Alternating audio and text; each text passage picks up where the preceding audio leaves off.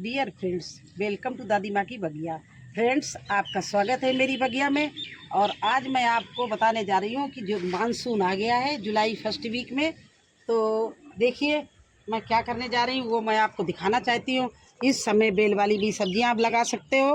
बैंगन, टमाटर, कैबेज, वो ब्रोकली, इनकी सब आप पौध भी डाल सकते हो। तो आज मैं बेल वाली सब्जियों के लिए मैंने ये मचान बनाया है। तो इस क्यारी में मैंने रिच मिट्टी बनाई हुई है और इसको रिचार्ज भी किया हुआ है। गर्मियों में यही काम मैंने किया है। तो इसी मिट्टी में मैं आज सीड लगाने जा रही हूँ। तो ये लौकी के सीड है, ये देखिए मैंने निकाल लिया है। ये लौकी के सीड है और ये है मेरे पास में करेला के।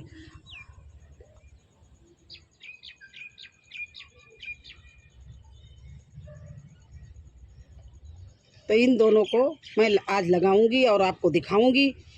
और एक बात हम आपको और बता रहे हैं, इस समय जो आपने रिचार्ज करते समय जो खाद डाली है वही रखना, ज़्यादा खाद नहीं डालना।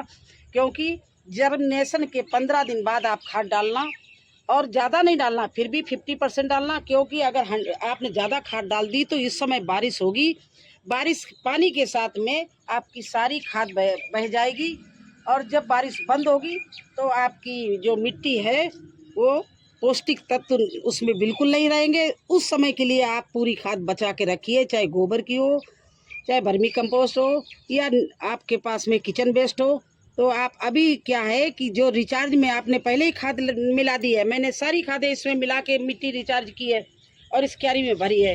तो अभी हम कोई खाद नहीं डालेंगे। देखिए आपके सामने इस तरह से इसी मिट्टी में हम लिटा के, देखिए ये लौकी का बीज है तो इसको 1 इंच गहराई में इस तरह से लिटा के मैं रख रही हूँ। या इसको इस तरह से भी आप कर सकते हो। ये पतला जो है पोर्शन ये नीचे ले जाओ और ऊपर चौड़ा रखो इस तरह से। तो यहाँ पर मैं 4 बीज लगाऊंगी इस यहाँ पर इस कॉर्नर में। और इसलिए लगाऊंगी कि यहाँ इनको धूप भी मिलेगी और इनको छाया भी रहेगी, दोनों चीज़ें बराबर मिलती हैं। और पौड़ाने के लिए मेरे पास में यहाँ पर साधन है, तो मुझे यहाँ लगाना था। अब देखिए इसी तरह से हम करेला के बीज ये आधा इंच गहराई में रखेंगे, क्योंकि करेला का सीड उससे छोटा है। ये देखिए इस तरह से 4 सीड हमने यहाँ पर करेला के लगा दिए।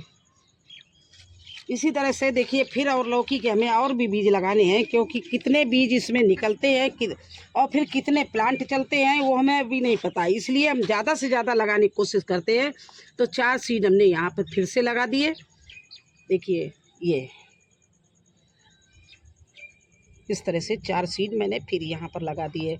और कद्दू का ये देखिए प्लांट मैंने पहले बो दिया था। जब बहुत तगड़ी धूप पड़ रही है तो एक दिन मैंने सोचा देखिए छाया में लगा के देखूं, और ये लग गए। इनका जर्मिनेशन अच्छा हो गया, ये चलने लगे। और इनको मैंने जब कल बारिश हुई तो उसी बारिश में लगाया और देखो कितना बढ़िया प्लांट ये कद्दू का चल रहा है। तो इस तरह से आप इस समय कद्दू, करेला, खीरा, लौकी, जो भी बेल की सब्जी और लगाना चाहे लगा सकते हैं। सेम ये सब चीज़ हम लगाएंगे और ये आप भी लगाइए। और इसके अलावा अब हमने आज पौध भी डाली है टमाटर की। टमाटर हम मार्केट से नहीं खरीदते, किसी भी नर्सरी से नहीं लाते। अपनी किचन में ही जो टमाटर होता है जो ख़राब हो जाता है उसको काट के ला के बो देते हैं। और इसी तरह से बैंगन भी, मेरे गार्डन में जो बैंगन पक गया है जो हमने गर्मी में नहीं तोड़ पाए उसको काटा और बो दिया। तो इन दोनों की सीड भी मैंने तैयार कर लिए है, उनको हमने सीडलिंग इनकी तैयार कर ली, सीड डाल दिया है। अब चलिए देखिए दूसरी जगह भी हम आपको ले चल रहे हैं। हमें कहाँ कहाँ जहाँ पर हमें साधन है कि हम इसको ऊपर चढ़ा सकते हैं, वहाँ पर हम लौकी, कद्दू, खीरा और करेला बोएंगे। और जहाँ पर हमारे ग्रो बैग हैं, पौड़ाने का साधन नहीं, वहाँ पर हम जब हमारी पौध तैयार हो जाएगी कैबेज की, टमाटर की, तो उसको लगाएंगे। तो आज मुझे यही सब करना था, क्योंकि इस समय हमारे यहाँ बारिश हो रही, रात में हो जाती, सुबह हो जाती। तो इस समय कोई भी सीड आप डालोगे वो 110% आपका जर्मिनेशन होगा। उसमें आपको कोई डाउट नहीं करना कि ये नहीं निकलेगा, ये खराब हो जाएगा।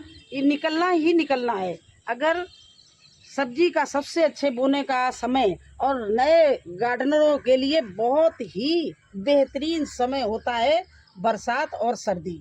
गर्मी में जहाँ हम लोग पुराने गार्डनर हैं परेशान हो जाते हैं, उतनी अच्छा नहीं सब्जी चलती है, उनको सूखते हैं, कहीं कुछ कर उनको ठंडी खादें बनानी पड़ती हैं, उतनी सब्जियां भी नहीं होती हैं। तो मज़ा तो इसी समय आता है सबसे ज़्यादा। तो मैंने सोचा आज हमें सब्जी लौकी लगानी है, करेला लगाना है, कद्दू लगाना। तो मैं सोचा क्यों ना आपको भी दिखाऊं। अगर आपने अपने क्यारियां तैयार कर ली है, अपने ग्रो बैग तैयार कर लिए हैं, तो ऐसी जगह पर बेल वाली सब्जी लगाना जहां पर आप ऊपर उनको चढ़ा सको, क्योंकि बेल वाली सब्जियां चढ़ाने से ही बहुत अच्छी चलती हैं। अब देखिए, जो बेल वाली सब्जियां उनके लिए कम से कम ग्रो बैग जितना बड़ा हो सके। अब हमारी टंकी है, ये कम से कम 30 बाई 30 की होगी। तो इससे भी बड़ा हो तो, क्योंकि इनकी जितनी ऊपर चलती उतनी इनकी रूट्स नीचे जाती हैं, तो इसके लिए ज़्यादा से ज़्यादा मिट्टी की ज़रूरत है। तो इसमें हम क्या क्या बोएंगे? लौकी, करेला और ये है तोरई। तो इन तीनों चीज़ों को आज इसमें लगाएंगे। और इसमें बहुत हमारी रिच मिट्टी है। रिच मिट्टी मतलब है हमारा जितना किचन वेस्ट था इसमें हमने सब भर दिया, 2 साल तक भरते रहे। ऊपर से हमने थोड़ा सा मिट्टी डाल दी, 4-4 इंच। तो इसकी जो रूट्स हैं वो किचन वेस्ट की वजह से इतना उनको पौष्टिक तत्व मिलेगा और ये गहराई तक जा सकती हैं, क्योंकि उसमें एयर भी जाती रहेगी, पोला होंगी।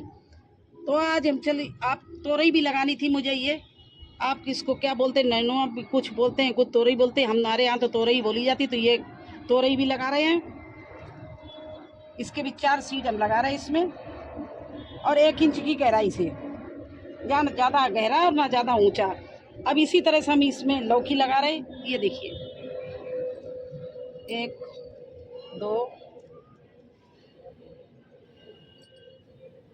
3 और 4। ये देखिए 4 लौकी लगा दी, और ये 4 ही हम करेला इसमें लगा रहे हैं। और इसकी गहराई भी बहुत अच्छी है, इसमें रिच मिट्टी भरी हुई है। और दूसरी बात, इसको पौड़ाने के लिए मैंने ये लकड़ी जो गाड़ रखी थी गर्मियों में, ये है, तो इन पे पौड़ा के और तार से बांध देंगे तो ये बाहर भी लटका सकते हैं इसको, छज्जे पे भी। तो जो बेल वाली सब्जी उसको इस तरह लगाना चाहिए जहाँ पर आपको ये पता लगे कि इसको हम ऊपर चढ़ा सकते हैं। बस आज ये मुझे यही काम करना था, बुआई करनी थी। तो मैंने सोचा बारिश शुरू हो गई है, मैंने बुआई शुरू कर दी है, और आप लोग भी बुआई शुरू कर दें। इस तरह से अगर आपको कोई डाउट हो, कोई क्वेश्चन हो, तो आप हमें कमेंट्स बॉक्स में लिख सकते हैं, मैं आपको ज़रूर बताऊंगी। और फिर मिलेंगे एक नए वीडियो में एक नई जानकारी के साथ। तब तक के लिए मुझे आज्ञा दीजिए। धन्यवाद।